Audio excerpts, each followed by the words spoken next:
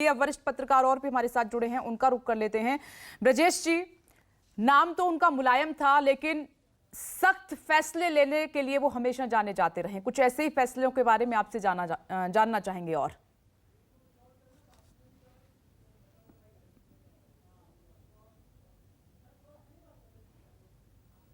ब्रजेश जी,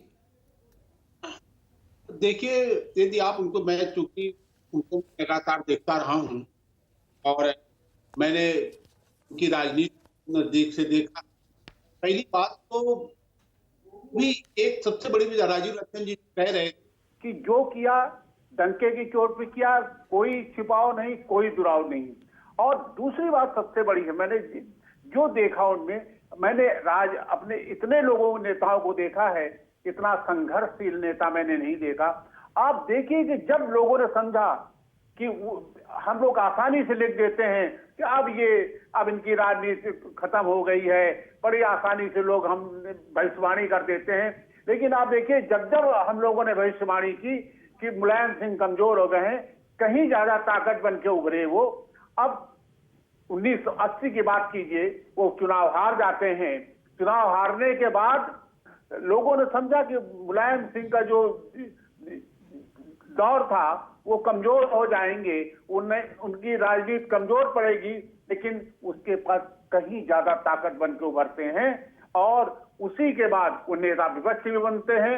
85 में उनका जो क्रांति रथ है उत्तर प्रदेश में घूमता है, उसके बाद वो मुख्यमंत्री बन जाते हैं। राम जन्मभूमि आंदोलन चला। राम जन्मभूमि आंदोलन में आप समझ लीजिए कि लोगों ने समझा कि खत्म, बिल्कुल नहीं, राख हो गई राजनीति। लेकिन उसके बाद मैंने राख से शिखर बनते किसी को देखा है तो मुलायम सिंह अपनी पार्टी बनाते हैं। बीपी सिंह उनके खिलाफ खड़े होते हैं। बीपी सिंह नहीं चाहते कि वो मुख्यमंत्री बने उत्तर प्रदेश के। अजीत सिंह को सामने लाते हैं और उसमें भी चुनाव होता है। लेकिन आप उनकी लोकप्रियता को देखिए कि वो बीपी सिंह जैसा उसमें जो चमत्कारी व्यक्ति माने जाते थे, उनके न चाहने के बावजूद उत्तर प्रदेश के मुख्यमंत्री बन जाते हैं और मुख्यमंत्री के बन करके बाकायदे। और जब बहुत ज्यादा उनके राह में रोड़ा अटकाया गया, बहुत ज्यादा राजनीति शुरू हुई, तो एक अलग दल बनाते हैं और वो चंद्रशेखर के साथ खड़े होते हैं। और चंद्रशेखर का जीवन व चंद्रशेखर, कुछ लोग ऐसे रहे जिनके खिलाफ उन्होंने प्रत्याशी नहीं उतारे अपने। चंद्रशेखर जी को हमेशा लड़ाया, मतभेद रहे हो या साथ रहे हो, चंद्रशेखर जी के खिलाफ कभी कोई प्रत्याशी नहीं उतारा।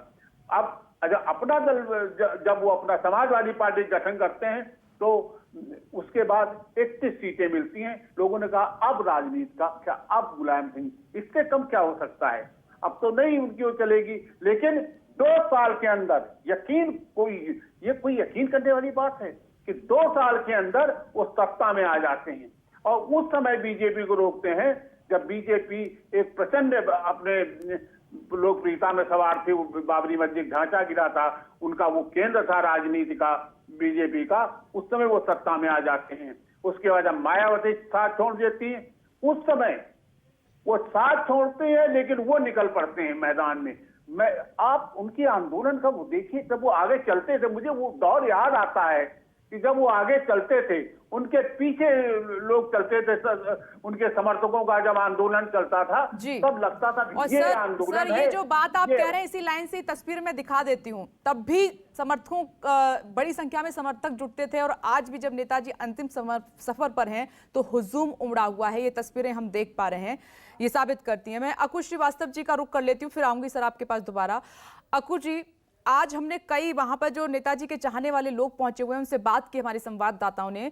वो कह रहे हैं कि इसी विरासत को अखिलेश यादव आगे बढ़ाएं।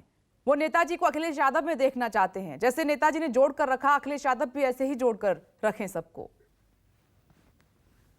देखिए, किसी भी नेता के बारे में अगर आप बात करेंगे तो उसकी 3 चीजें होती हैं जो बहुत महत्वपूर्ण होती हैं।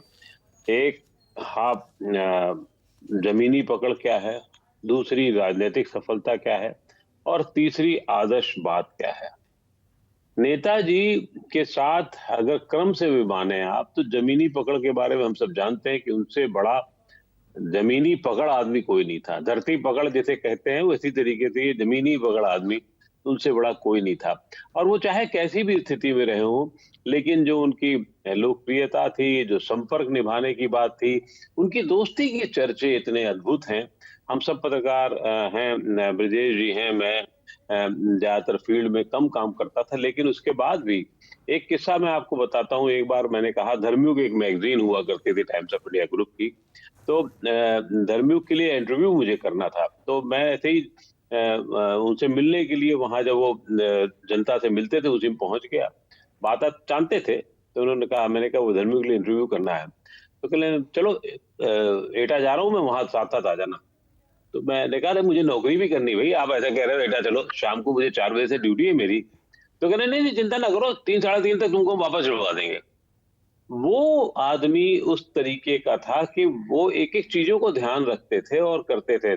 मैं 5 साल 10 साल 8 साल नहीं मिलता था, लेकिन जब मुलाकात हो जाए तो वो एक हाथ पकड़ के, उनकी आदत थी कि हाथ पकड़ लिया उन्होंने और फिर चलने लगे साथ में। तो वो पूछते थे क्या हाल है, कैसे हो, क्या कर रहे हो, क्या नहीं है, कहाँ हो, वो सब थी। ये सिर्फ एक पत्रकार, मैं तो बहुत वैसी बात नहीं कर रहा हूँ, मतलब एक नहीं, कम से कम 100 पत्रकार ऐसे होंगे जिनको वो उस तरीके से समझते थे। एक एक कार्यकर्ता को उसी तरीके से बात करते थे। जिन लोगों को हम कुछ ना भी समझे जाने, उनको वो उसी तरीके से जानते थे। तो ये जो जितने मापदंड थे उसमें वो रहते थे। लेकिन जहां तक अखिलेश की बात है, अखिलेश अभी तक बहुत साफ कहूं तो वो जमीनी पकड़ वाले आदमी नहीं साबित हुए हैं जिस तरीके से उनके पिता थे। अखिलेश को जब भी सत्ता मिली तो वो मुलायम सिंह की वजह से ज्यादा मिली, ना कि उनकी वजह से। अब अखिलेश अगर उनके पिताजी की वजह से वो उनके कामों को समझ ले, उनके कदमों को समझ ले, तो निश्चित रूप से सफल हो सकते हैं। लेकिन वो सफलता या वो गुण इनहेरेंट करना, अपना स्वीकार करना बहुत अभी बाकी मुश्किल है। काम होगा। सर, इसी लाइन के साथ मैं ब्रेक पर जाना चाहूंगी, लेकिन आप सभी का बहुत बहुत शुक्रिया जुड़ने के लिए। और मुलायम सिंह यादव के बारे में, नेताजी के बारे में हमने कहा कि न्यूज़ 24 पर आप वो बातें सुन रहे हैं जहां पर अभी तक सर्च करने पर नहीं मिली होंगी, किसी की जुबानी नहीं सुनी होंगी। वो बातें आप जान रहे हैं कि उनका राजनीतिक सफर और उनकी जो पर्सनल लाइफ थी और निजी जिंदगी थी वो कैसी थी और कैसा उनका स्वभाव था। आगे भी आपको बताते रहेंगे, तस्वीरें भी दिखाते रहेंगे, क्योंकि मुलायम सिंह यादव सबके चहेते आज अपने आखिरी सफर पर हैं। छोटा सा नमस्कार, मैं हूं मानक गुप्ता। अगर आपको हमारा ये वीडियो पसंद आया हो तो इसे लाइक और शेयर जरूर करें, और हां, हमें सब्सक्राइब और फॉलो करना ना भूलें ताकि आप देश और दुनिया की कोई खबर मिस ना करें। तो जुड़े रहिए हमारे साथ और देखते रहिए न्यूज़ 24।